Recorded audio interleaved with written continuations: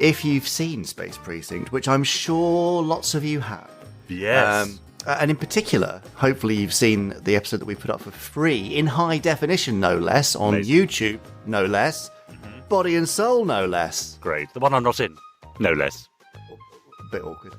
Anyway, you may have noticed a peculiar car-like spaceship driven by the Brogan family.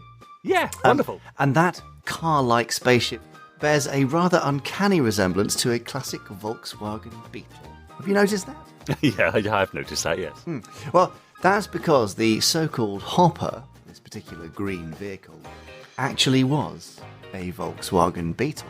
Yes, that's right. Yes. Well, it's easy for you to say yes, that's right, but I was there. This is a surprise to some Oh, people. I see. Oh, okay, yeah. Now, you might assume that they bought an old car and tried to make it look spaceship-like, and then made a miniature to match the live-action scale one, and then called it a day. But the origin actually runs a little bit deeper. In fact, Bill Pearson remembered suggesting in an early meeting that Brogan might have been a bit of more of an interesting character if he had a hobby outside of work. Something like, I don't know, say, restoring classic cars?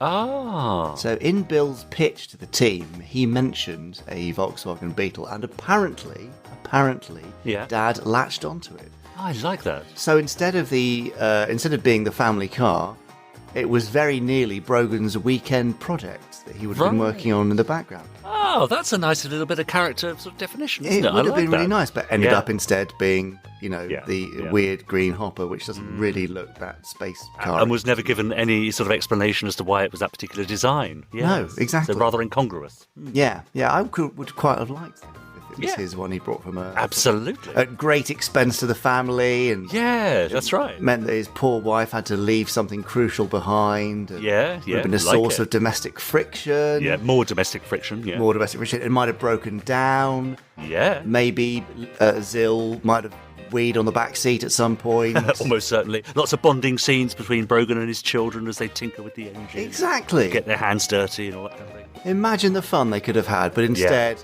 as you say, just an incongruous green Never explained. Beetle in space. Anyway, Ander fans, Podstrons, any favourite hobbies of your favourite Anderson characters from the Anderverse that you are aware of? Do you think they could be real or imagined? I mean, obviously I'm rather a fan of the fact that Virgil was such a keen pianist, painter and cocktail maker. Because that's so like you, isn't it? Well, I mean... Yeah, it is. I drew a picture of a dog yesterday, and I've got the piano behind me. There you go. See, there it is. I mean, it's broken and tuneless, much like me. But do you think perhaps Scott Tracy might make model buses from old wine crates and paint them? Perhaps Troy Tempest was a crochet expert. Could have been. Maybe crocheting a beanie for Marina. Do let us know your favourite Anderson character and their proposed hobby by emailing us podcast@gerryanderson.com. Well, because even Officer Orin, of course, had his. He enjoyed tending to his plants. I remember. Was it plants? And he went into an exercise phase? He did, just for the one episode. Yeah, no, John Glenn, I think in episode, well, it would have been the first one broadcast, Protect and Survive, had Orin squirting some water at a little plant on his desk. And then in a later episode, we thought it might be rather nice to have that back again to show that there was a little bit of a continuity. So in a later John Glenn episode, we had the plants back.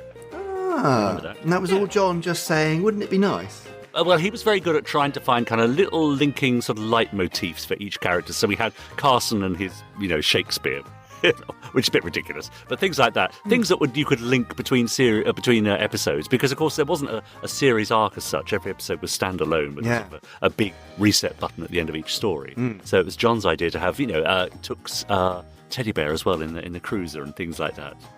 See, that's great. Just to link each story together very loosely. I would almost say those facts are almost fabber than the Beetle facts, but almost. Really? Almost. Well. It's the first time for anything, eh? Yes. After 250-odd podcasts, Yeah. Richard James finally delivers his very own minor fab facts. Yeah, very minor. Anyway, there you go. Interesting stuff. We'd love to know your thoughts. Email us podcast@gerryanderson.com.